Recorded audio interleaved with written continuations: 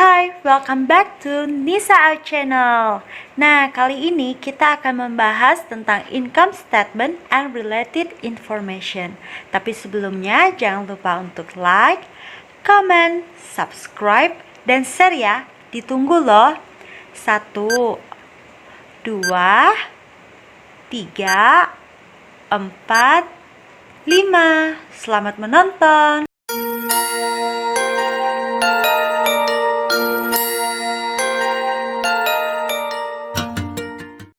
Oke, sekarang kita akan lanjut di part 2. Nah, dari tadi kita udah bahas tentang kegunaan income statement, batasan kita dalam membuat income statement, dan quality of earning. Nah, sekarang kita akan membahas tentang content and format of the income statement. Kira-kira laporan laba rugi ini memuat konten apa aja ya, dan bagaimana formatnya. Nah, langsung aja kita lanjut ke elemen yang ada di income statement. Yang pertama adalah income, pendapatan, di mana pendapatan ini mengakibatkan kenaikan di dalam economic benefit selama periode akuntansi. Bagaimana bentuk kenaikannya itu? Yang pertama di sini ada inflows or enhancement of asset. Nah, inflow of asset berarti aset itu masuk ya, aliran aset masuk ke dalam perusahaan atau entitas kita. Nah, seperti di sini ada gambar uang pohon, artinya misalnya itu penjualan atau pendapatan jasa. Nah, di saat kita melakukan penjualan, kita akan mendapatkan kas. Di saat kita mendapatkan kas, maka ada aset yang masuk. Ada kenaikan aset di situ. Selanjutnya, yang dikatakan income itu juga dapat diartikan dengan decreases of liabilities. Artinya di saat hutang kita itu turun, maka dapat dikatakan bahwa kita itu mendapatkan income. Nah, jadi kedua hal ini result in increases in equity. Nah, baik aset itu bertambah atau hutang berkurang, maka dia akan meningkatkan jumlah ekuitas perusahaan. Setelah kita membahas mengenai elemen income, pengertiannya ya.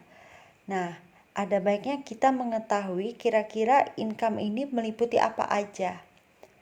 Di sini dikatakan bahwa income includes both revenues and gains.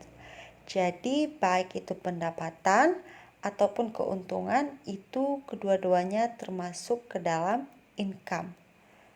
Apa itu revenues? Bagaimana perusahaan mendapatkan revenues? Revenues itu didapatkan dari ordinary activities of a company. Sedangkan gains itu bisa dari ordinary ataupun tidak dari ordinary activities. Langsung aja kita ke account revenue. Nah, di sini salah satu account revenue adalah sales atau pendapatan penjualan. Nah, sales ini akan memberikan perusahaan income dari kegiatan jual produk. Nah, yang kedua ada rent. Apabila perusahaan menyewakan aset kepada pihak lain, maka di saat pihak lain tersebut membayar kepada perusahaan, perusahaan mendapatkan income dari sewa. Oke, yang ketiga ada fee. Yang keempat bisa dari dividen dan bisa dari bunga. Lalu bagaimana dengan akun gains? Nah, yang pertama ada unrealized gain on trading securities. Jadi dalam memperdagangkan surat berharga, kita itu bisa mendapatkan gain. Yang kedua, gain on the sale of long term asset. Ini bisa kita dapatkan ketika perusahaan menjual fixed asetnya seperti gedung, tanah. Nah, apa yang dikatakan dengan long term asset? Long term asset di sini dapat kita artikan sebagai aset yang dapat digunakan oleh perusahaan lebih dari 1 tahun. Oke, sekarang kita lanjut ke elemen expense. Apa itu expense? Jadi expense merepresent decreases in economic benefit during the accounting period. Kalau misalnya tadi income itu increase in economic benefit, expense ini kebalikannya, itu malah penurunan dalam benefit ekonomik. Oke, bagaimana bentuk expense itu? Nih, yang pertama adalah outflow or depletion of asset. Kalau income kenaikan aset, kalau expense penurunan aset atau aset kita keluar, habis istilahnya. Contohnya adalah penggunaan perlengkapan. Jadi kita gunain aset di sini untuk mendapatkan laba, oke? Untuk menjalankan kegiatan operasional perusahaan.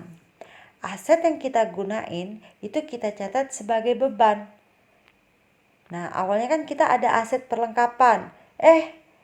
Karena kita menggunakan aset itu untuk menjalankan kegiatan operasional perusahaan, maka aset itu sudah kita anggap sebagai beban. Yang awalnya supplies menjadi supplies expense. Jadi supplies di aset itu berkurang dan supplies expense-nya akan bertambah. Oke, yang kedua adalah incurrence of liabilities. Nah, kalau tadi udah kita siapin nih aset yang akan kita gunain, maka akan jadi beban dan asetnya akan turun. Bagaimana jika kita tidak menyiapkan aset tersebut? Maka dia akan meningkatkan hutang kita. Contohnya apa? Contohnya ketika kita menggunakan listrik. Oke, di saat kita menggunakan listrik, kita akan membayarnya di pertengahan bulan periode selanjutnya. Tetapi di akhir bulan periode ini kita sudah harus menutup buku. Maka itu akan tercatat sebagai hutang. Nah, hutang kita akan bertambah. Karena kan udah kita gunain kan listrik ya. Oke, yang kedua, kita ada hutang gaji sama karyawan kita. Misalnya perusahaan membayar gaji pada tanggal 25 setiap periode. Nah, tanggal 25 itu kan udah kita bayarin tuh. Tapi 26, 27, 28, 29, 30 perusahaan karyawan bekerja kan dengan kita. Nah, di saat tanggal 30 tutup buku, kita nggak mungkin bayar lagi tuh karyawan. Nanti kita bayar tanggal 25 di periode selanjutnya. Maka pada tanggal 30 kita harus mengakui itu sebagai beban. Dan karena belum kita bayar, maka hutangnya akan bertambah. Oke, jadi kedua hal ini result in decreases in equity. Jadi dia akan menurunkan ekuitas perusahaan. Nah, expenses ini include both expenses and losses. Jadi beban dan kerugian itu termasuk dalam expenses. Nah, expenses itu dari mana? Dari ordinary activities of a company. Nah, seperti tadi dari penggunaan supplies karena kita ingin menjalankan kegiatan usaha kita, atau penggunaan listrik karena kita ingin menjalankan mesin di gudang. Nah, itu termasuk expenses dari ordinary activities. Bagaimana dengan losses atau kerugian? Nah, itu bisa saja didapatkan dari ordinary activities ataupun tidak. Contohnya yang tidak, di saat kita menjual peralatan misalnya. Kita jual peralatan rugi. Jadi itu termasuk expenses di sini ya. Nah, nih salah satu expense account. Yang pertama ada cost of goods sold. Apa itu cost of goods sold? Misalnya di sini perusahaan menjual baju, guys. Nah, saat perusahaan membeli baju dari supplier itu harganya 5.000 dan perusahaan menjualnya 8.000. Yang menjadi cost of goods sold di sini adalah harga 5.000. Karena harga ini adalah harga perolehan kita untuk mendapatkan barang tersebut, sehingga barang tersebut udah bisa kita jual kepada customer kita. Yang kedua ada beban sewa. Nah, jadi misalnya perusahaan dalam menjalankan kegiatan usaha, dia memerlukan toko offline. Maka kalau misalnya dia belum ada aset gedung, perusahaan akan menyewanya. Yang ketiga ada beban bunga apabila perusahaan minjam. Nah, jadi kita perlu mengakui beban bunga dari uang yang kita pinjam. Dan yang lain-lain ada depreciation, ada salary and wage, ada taxes. Oke. Bagaimana dengan akun kerugian atau loss account? Pertama ada loss on to sell of long-term asset, seperti yang tadi kita sebutkan. Misalnya di sini, book value dari gedung itu sebesar $100.000. Ternyata pada saat kita menjual itu hanya terjual $80.000. Maka pada saat transaksi tersebut terjadi, perusahaan menderita kerugian sebesar $20.000. Lalu di sini ada unrealized loss on trading securities. Di saat perusahaan melakukan perdagangan sekuritas, perusahaan itu mengalami kerugian. Dan ada juga loss on restructuring charge. Oke, sekarang kita lanjut ke intermediate component of income statement. Yang pertama di sini ada sales or revenue. Sales ini biasa dari perusahaan dagang, sedangkan revenue ini biasanya dicatat dari perusahaan jasa. Oke, yang kedua ada cost of goods sold untuk perusahaan dagang. Yang mana nantinya sales dikurang cost of goods sold akan menghasilkan gross profit. Nah, setelah perusahaan mendapatkan gross profit, maka perusahaan akan mengurangi laba kotor tersebut dengan selling expenses dan administrative or general expenses. Plus, nanti akan ditambah other income dan dikurangin other expense. Setelah itu, perusahaan akan mendapatkan income from operation. Nah, yang keenam ada financing cost, di mana ini bisa saja terjadi apabila perusahaan ada meminjam sejumlah dana kepada pihak lain. Maka uang yang dipinjam perusahaan itu akan dikenakan bunga misalnya. Nah, bunga ini akan menjadi financing cost. Financing cost di sini akan menghasilkan income before income tax. Jadi financing cost di sini sifatnya non-operation. Nah, selanjutnya ada income tax. Jadi, pendapatan sebelum pajak dikurang dengan pajak pendapatan itu akan menghasilkan income from continuing operation. Nah, selanjutnya akan kita tambahkan elemen discontinued operation sehingga dapatlah net income. Plus nanti akan kita tambahkan elemen non-controlling interest dan earning per share. Nah, companies di sini generally present some or all of these sections and total within the income statement. Jadi perusahaan biasanya menampilkan beberapa atau keseluruhan dari section yang kita tampilkan di sini. Oke, setelah kita membahas intermediate component of income statement, kita bisa menentukan format dari laporan laba rugi itu sendiri. Bisa tahu kita bagaimana formatnya. Nah, di contoh ini itu includes all of the major items in previous list except for discontinued operation. Nah, dan perlu kakak sampaikan juga yang intermediate component tadi itu termasuk dalam multiple step. Jadi bukan single step, itu lebih sulit. Oke? Nah, dari katanya aja udah multiple, udah berkali-kali. Berarti itu lebih ribet dibanding single step.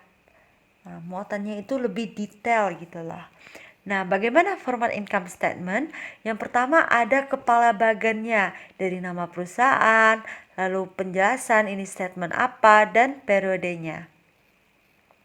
Nah, selanjutnya ada akun penjualan. Sales ini didapatkan dari sales revenue dikurang sales discount dan sales return and allowance. Kenapa perlu dikurangkan? Karena begini guys, penjualan itu nggak sepenuhnya bersih. Misal kita jual 100.000.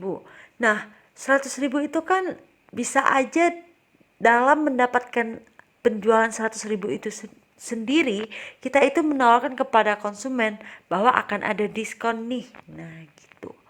Jadi, yang 100.000 itu harus kita kurangi dengan diskon.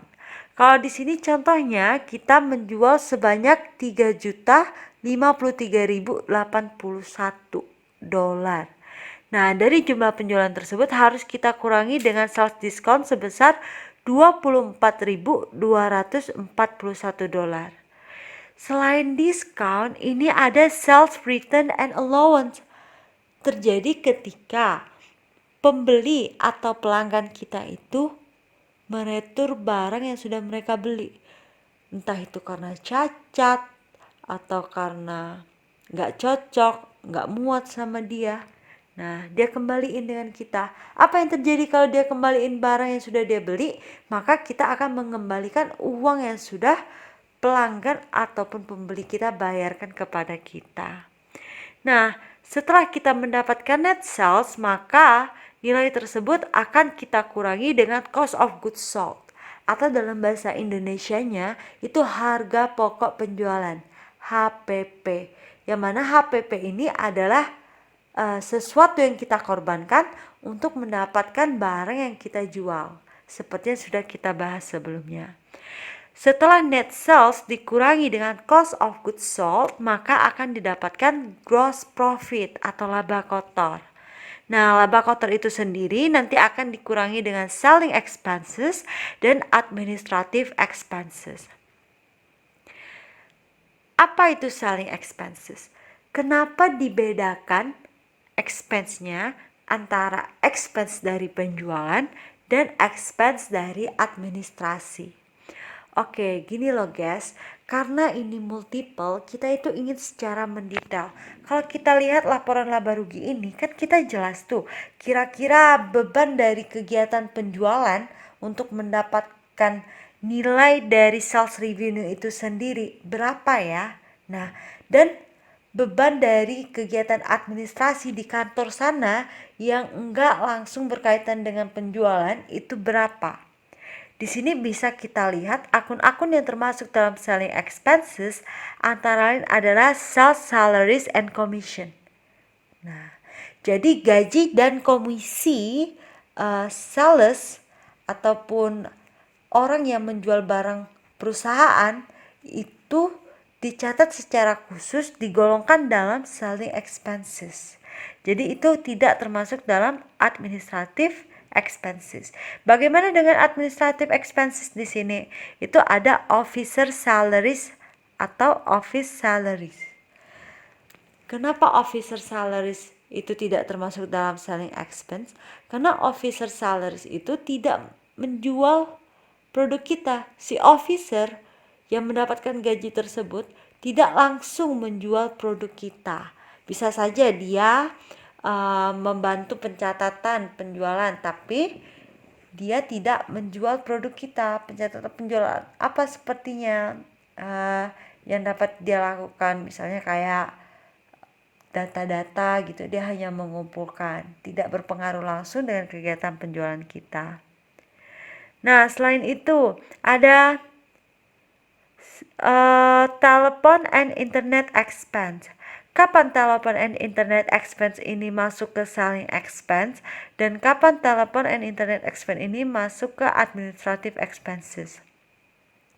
Jadi, kalau misalnya beban telepon dan internet ini ada di toko di mana kita mendisplay barang jualan kita, maka dia akan masuk ke selling expense. Tapi kalau misalnya beban ini timbul di kantor kantor, yang mana kantor itu nggak ada kaitannya dengan kegiatan jual beli, maka dia akan masuk ke administrative expenses. Nah, begitu juga dengan depresiasi. Kalau depresiasi itu terjadi pada peralatan penjualan, maka dia akan masuk ke selling expenses. Tapi kalau depresiasi itu terjadi pada peralatan kantor, dia akan masuk ke administrative expenses. Begitu juga dengan depreciation of building. Kalau gedung kantor dengan gedung toko itu berbeda, maka depresiasinya juga dipisahkan. Jadi ini tergantung kondisi. Nah, teman-teman bisa lihat di perusahaan yang nanti akan kita buat laporan laba ruginya. Oke, selain itu ada section other income and expense. Jadi setelah gross profit dikurangi selling expense, dikurangi administrative expense, itu akan kita tambahkan other income dan kurangi other expense. Akhirnya kita akan mendapat income from operation. Dari income from operation di sini akan kita kurangi dengan interest on bonds and note. Jadi hasilnya adalah income before income tax. Setelah itu kita kurangi income tax dan kita mendapatkan net income for the year atau EAT, earning after tax. Nah, setelah itu barulah kita menjelaskan attributable to shareholder atau non-controlling interest. Dan pada akhirnya bisa kita tampilkan di sini berapa pendapatan per sahamnya, earning per share. Nah, dari sales sampai ke gain on sale of plant asset ini termasuk operating section. Sedangkan interest on bonds and notes di sini non-operating section. Apa itu operating section? Itu adalah performance of a practical work. Nah, berbeda dengan non-operating section.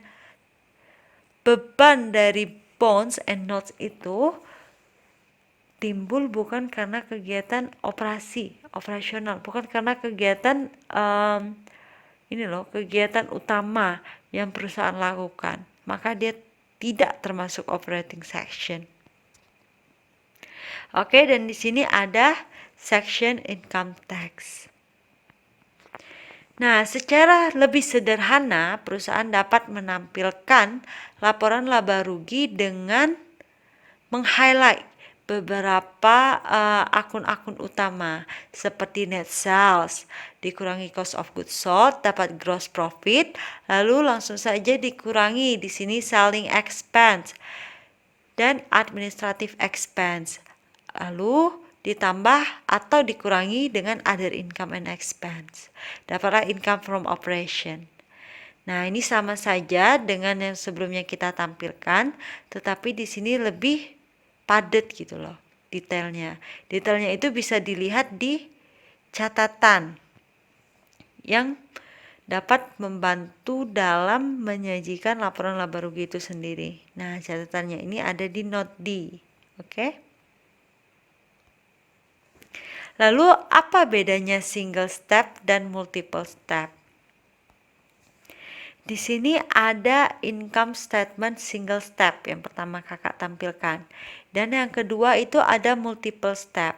Kalau di single step di sini itu udah nggak dibedain guys. Yang mana pendapatan dari operating, yang mana pendapatan dari non-operating. Jadi langsung aja deh. Mau net sales kita tambahin dividend revenue, kita tambahin rent revenue, lalu ditotalin semuanya jadi total revenue, dikurangin expenses, cost of goods sold-nya kita campurin nih dengan selling expense, administrative expense, interest expense, income tax expense, lalu dapatlah net income. Oke, berbeda dengan multiple step yang sudah tadi kita bahas. Nah, selanjutnya nanti kita akan bahas lagi di part 3.